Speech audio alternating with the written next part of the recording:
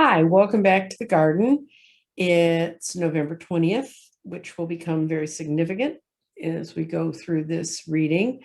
But before I get into the guts of this reading, I want to thank Linda Thomas. She sent me a beautiful big blanket. It's a white blanket, and it was a piece of artwork her daughter did. It's called Eyes of the World. And as soon as I can figure out a place in my place big enough to show it so people can really see what it looks like, I will show the piece of work. It is gorgeous.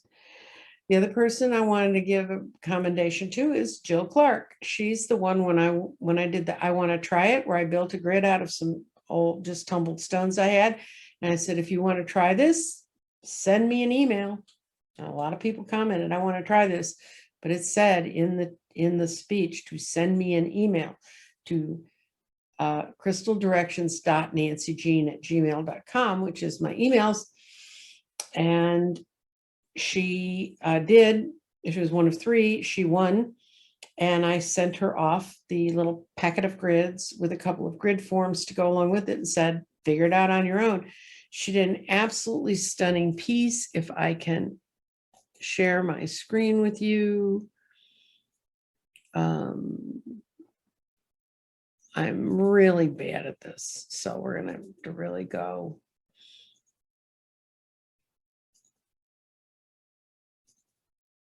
There's the grid.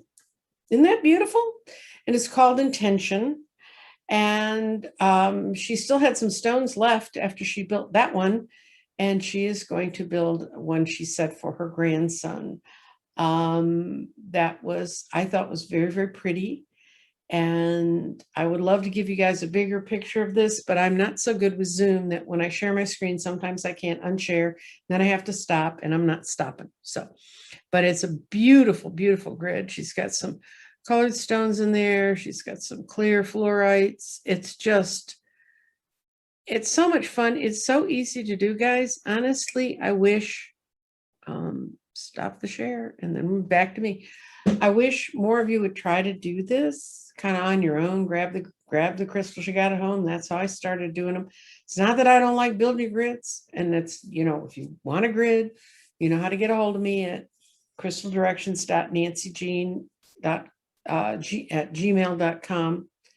And I will be glad to arrange an appointment, a reading. I do custom crystals, custom compasses, which are tiny little crystal grids. They're like 5-6 stones, and then a center guidance stone. Also, I've been doing a little decorating in the house. I put up a tree of life and a couple of other sacred geometry forms that I found that I thought were kind of intriguing to me. And the last bit of what I've been doing today is I finished building all the grids that I have to mail out. I've got them all in their little bags, and tomorrow I will start affixing them into frames. So for people who are waiting on your grids, you may get them sooner than I thought. This batch went very, very quickly, but it's okay because I've always got another project, guys. So I'm going to start working on that. Now, for those of you who've asked me about past lives, this Friday, I'm recording a show with Danny Shay again on past lives and reading past lives and kind of talking about past lives. He's been looking up some shamanism things about past lives. So we're doing a show with Danny. We would like people to say, because I did the one time I read just to the universe and did a past life as just kind of a model of how to do them. I really don't like doing it that way. So he and I are both asking for people from our channels, to our subscribers, to email us. And the reason I want you to email me is when people don't email me and then I have no way to reach them, but they really wanted something. I've had a couple things that never got to the people who really wanted them because they never responded when I said, hey, where are you? So you need to email me, and the email will be in the comments below, my email. And I need them by Thursday night. So that's why I'm telling you, this is the 20th of April. The other reason the 20th of April is kind of an important date for me, and I didn't even really think about it. It just all of a sudden occurred to me last week. My husband, Bill, died in 2004. He died on November 20th. and his birthday is December 2nd. So I am now the age he was the day he died. And I was sitting there thinking about some things and wrote out some notes, and I realized that from now on, when I used to always say, oh, my husband Bill died, but he was 20 years older than me, blah, blah, blah, which he actually wasn't. He was 18 years and some months. But, and it seemed so old to me at the time.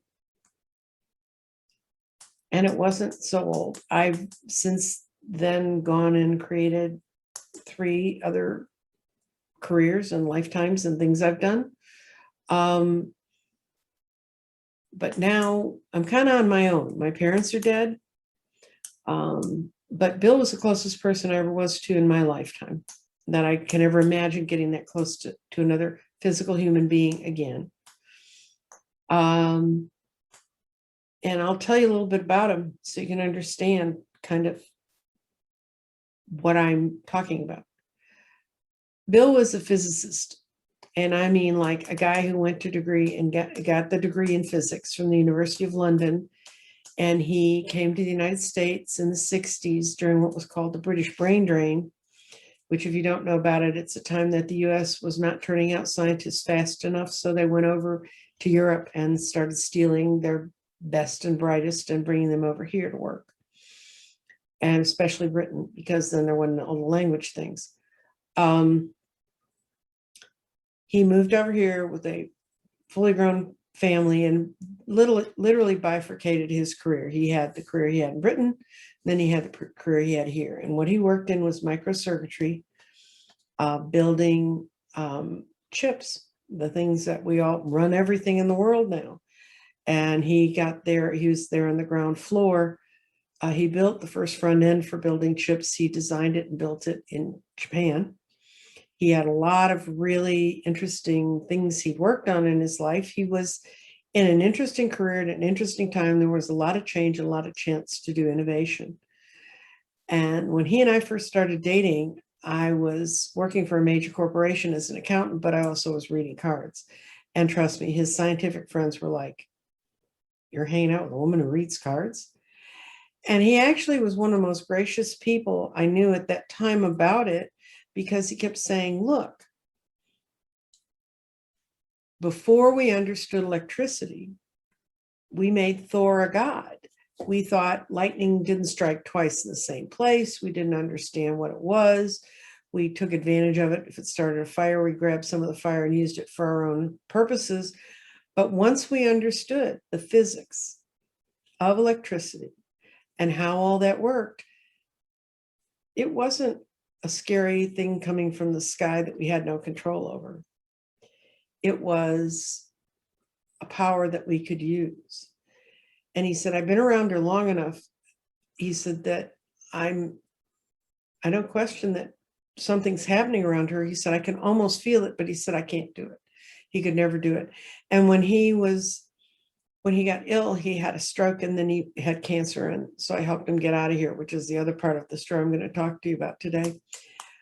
He chose a dignified death over people experimenting on him until his last breath. But up until really just the last couple of weeks of his life, he kept reading through his physics books and he kept telling me, what you can do, it's in quantum mechanics. They're going to figure out it's in quantum fields. And I said, okay, honey, I don't care. I mean, I thought it was sweet of him to try to care so much for me, but I really don't care if it's in quantum fields. I don't care where it comes from. I know it works. And I had to deal with that with confidence. And he kept saying, but they'll accept you much more if they understand where it comes from. Well, we all know now that there's a lot of research showing quantum fields and random number machines and certain dates and the Schumann resonance and us changing out into a whole new part of space, which we haven't been in for 12,000 years, and what it's doing with the protons and the neutrinos coming into our atmosphere. All that's happening. And I'm fine with that. I mean, all the scientists, when I have a sleep physician because I've had apnea in the past.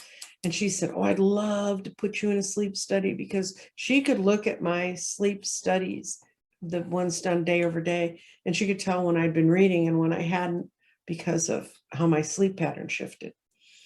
She was almost always right. So, I mean, they can do all that stuff to us, but it's not that I don't care about it. I just don't know what difference it makes, because all I care about is what we can do today. How can we use what powers we have today? How can we move forward today? Now, about Bill dying. Bill and I were together, we were married 25 years, so we're together almost 30. At one point at my church, I was a little Episcopal church going lady, we had a Sunday school class on death and dying, which sounds like just, why would you want to do that? But it was fascinating. We talked about writing your own obituary, who should know, how do you plan all this, letting other people know what your parameters were on what is to you life, what is to you living, and what is to you moving forward. And Bill and I would bring it home because Bill was not a church-going person. He was one of the least churched people I've ever been around in my life. Very spiritual person, but nothing with formal church. And he went through the lessons with me every week. We'd go through it. And so by the time I was in a high-risk pregnancy 30 years ago, we already knew kind of where each other stood on life, living, keeping each other going, what kind of support we wanted for each other. And that's a really precious gift you can give to anyone close to you, so that they can automatically understand that. Because when they came, and Bill had had a stroke and he was recovering beautifully, he was starting to get movement back, and his stroke affected side of his body, which happened in his case to be the right side. He was sort of getting his speech back. Now, Bill's a Brit, but he was a Cockney who then went to university, and he came out, as he used to say, speaking BBC British. If you want to hear BBC British, go over to Cash Peters' channel. Cash Peters speaks a great deal like my husband. As a matter of fact, they sound a great deal the same. And Bill would, I'd meet people, we'd be working with people, and they'd go, I could just listen to your husband talk all day long. And I said, you want to borrow? You can take them. I mean, please. I mean, it wasn't that he was not interesting to listen to. He was, but it was just like, nobody wants to be married to someone that they have to listen to all day long. We had that silent pattern that we understood each other. And when he had a stroke and he was getting better, all of a sudden one day the doctors pulled me aside and they said, we need to discuss something with you. And I was like, I grew up in a medical family. Whenever doctors need to discuss something with you, it's not usually a great thing. And I said, what? And they said, he's having difficulty swallowing. And I said, well, you told me that sometimes everything will come back but one part of the nervous system. And they said, no, he's not swallowing on the side opposite the stroke. Something else is going on. And when they went in and looked around and started spelunking around him, they found out that he had esophageal cancer. He had an advanced case of esophageal cancer. But because doctors have to do this, they had to explain to me all the treatments that they could do to try and save his life. But it would have meant taking his voice box, which would have meant taking his way to express himself. And there's no way. I mean, I mentioned that to him briefly. Anyway, the treatment was pretty tough, but even worse than the treatment was, he would only have as much recovery from his stroke as he had that day, because the treatment would be so long that by the time they finished the treatment, it'd be done. So anyway, to make a long story short, I sat down with Bill, explained it to him, and he said no. And so then they brought in the specialist who had designed the therapy, and he sat us down and he said, this is what we do. And I won't bore you with it. It's really not a lot of fun. And I said, we've already discussed this. And there are things that are worse than dying. And living without a voice, trapped in a body that can't move, would be worse. Bill and I have discussed this before. Both of us feel this way. And we just want to let what's happening happen. And he said, well, okay, well, you understand. And then you have to sign a little thing that you've heard their dog and pony show, so you understand what they can do. And he said, can I give you a hug? And I said, sure. He gave me a hug and he whispered in my ear, you're right. So I found a hospice for Bill. And it was right before Halloween, and he lasted until November 20th. And I was holding his hands, and he died at 6 a.m. And I found out after he died that he had been born at 6 a.m. in London in 1931 on December 2nd. Now, why am I talking about all this? Well, because for me, you have to kind of look at the patterns in your life. And this to me is like, now I've got all the time he didn't have, and I have to use it well. And I want to use it well, and I think I'm using it well with you. And I have a lot of fun things I'm working on that I can't wait to share with you. They're just not done enough for me to explain it all to you just yet. But, you know, I think of all the things I miss about Bill. It was his brain. It was how he thought. It was that he was so well educated, history and literature and art. And when he found the subject he didn't know anything about before, he dived into it. And the best example I have of that is we were homeschooling my now 30-year-old son. And we got to the point where they were studying about the American West. And of course, Bill had been raised in England. He could name you all the kings of England, kings and queens of England, but he knew about this much. He knew Gunsmoke. That's what he knew about the American West. And all of a sudden, we started getting all these books, and he was going to the library getting all these books. He was reading about the American Indians. And I'd come home every night from where I was working, and Bill would be going, do you know how screwed up this is? And he'd be going over and over. And I was like, yeah, I know, it's not our country's proudest moment. Now, he was a naturalized citizen. I don't think that would have stopped him from being a naturalized citizen.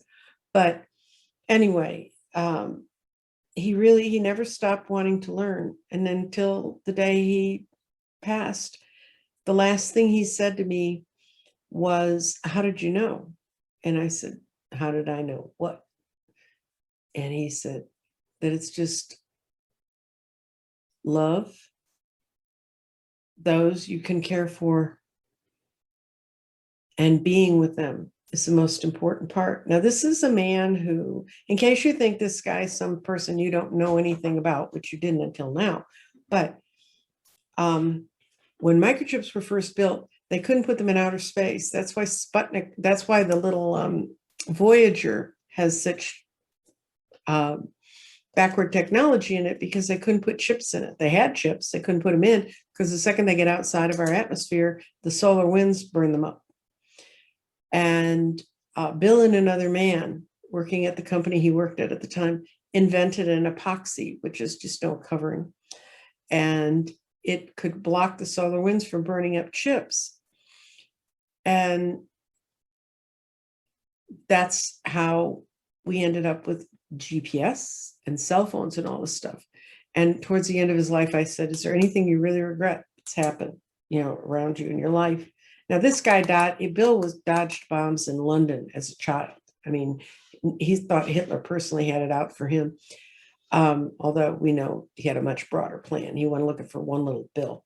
But I said, what do you mean? I said, what do you most regret? I mean, is there anything that if you hadn't done it, you think your life might have been better?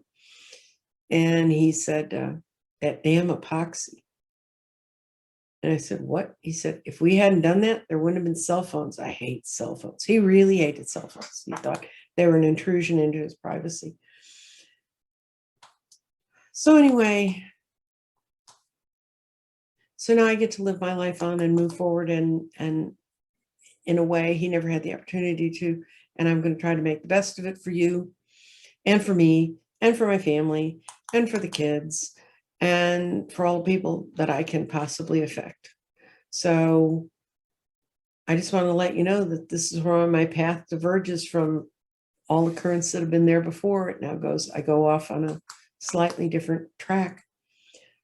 That's kind of the end of that whole Mr. Bill thing. But I do have one thing I thought about doing. Because I see the deck behind me.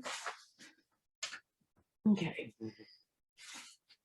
It's James Van Praagh, Talking to Heaven. It's one of the few rare sort of oracle cardy books that I have, but I have it because sometimes people say, I want to talk about a relative that's passed.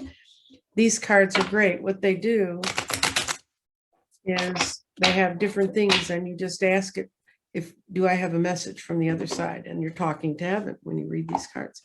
And I found them to be very reliable. So I'm going to try doing that first right now. I'm going to shuffle one more time and cut it and see what Mr. Bill has to say.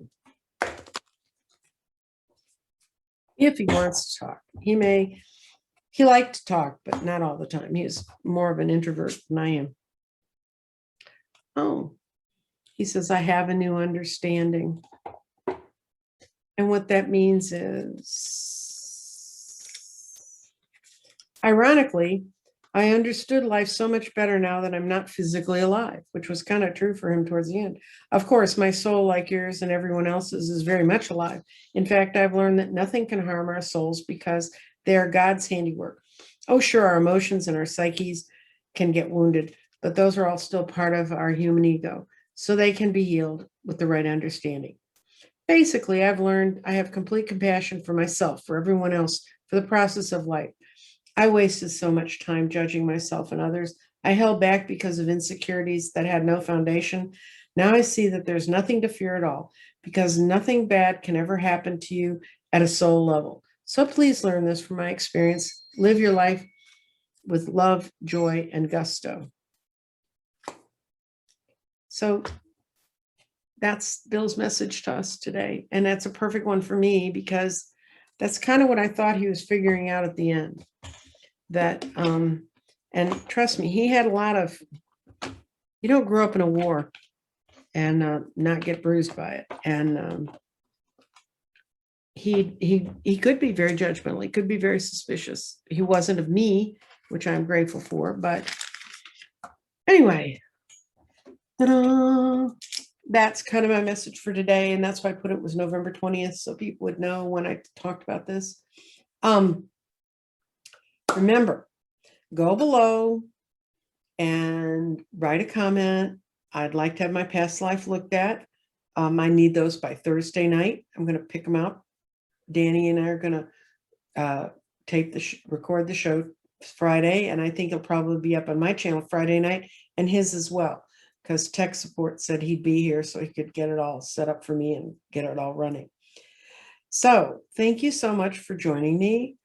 Oh, by the way, I have gotten some comments over time about Walter, the dog that we did the Maggie Doolittle pet reading on. Maggie had said at the end she thought he was going to be a foster fail, that he felt like the bond between Katrina and Walter was too strong. And that's exactly what happened. As of this week, Walter's forever home is a home he's been in for the last 7 months. And he's happy as a clam. And his mother's about to go through some surgery, so some friends are going to go over and help her deal with her life while she does that. But Walter the Wonder Dog now has a forever home. And for all of those, most of you saw the same thing Dr. Maggie did. This was a foster fail. This dog wasn't going anywhere. And we were right. I mean, I don't know that I thought one way or the other, but that's her choice and that's her dog. And that's the end of this show. Bye.